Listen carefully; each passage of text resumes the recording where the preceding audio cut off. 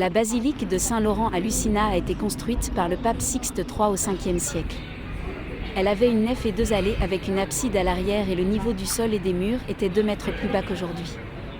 À l'intérieur est conservée la grille sur laquelle Saint-Laurent a été brûlé pendant la persécution ordonnée par l'empereur Valérien en 258, enfermé dans un précieux reliquaire dans la première chapelle à droite sous l'autel.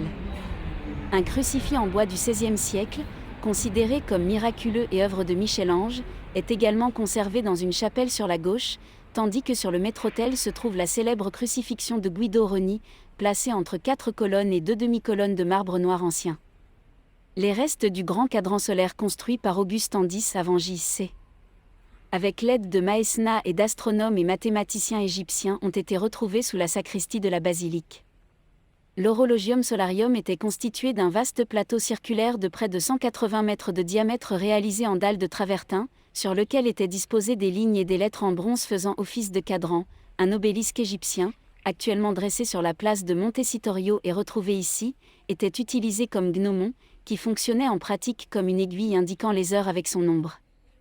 Pline raconte que l'horloge fonctionnait mal, peut-être en raison du déplacement de l'obélisque causé par un tremblement de terre, de sorte qu'elle a dû être réparée sous Domitien. Pendant de nombreuses années, on a cru que Lucina était une matrone romaine, toute de foi et de miséricorde, qui, selon l'ancienne coutume de certaines résidences essentiellement patriciennes, avait fondé une ecclesia domestica dans sa maison, c'est-à-dire un lieu de culte non pas dans une basilique publique, mais dans une maison privée. Lucina fit ensuite don de sa propre maison à l'église romaine, qui devint ainsi la première fondation de la future église de Saint-Laurent. La seconde hypothèse, actuellement la plus créditée, est plutôt due aux découvertes faites dans le sous-sol de la basilique en 1983 et 1985 par la surintendance archéologique de Rome, lorsque des traces de différentes phases de la période impériale ont été mises au jour, confirmant la présence d'une ecclésia.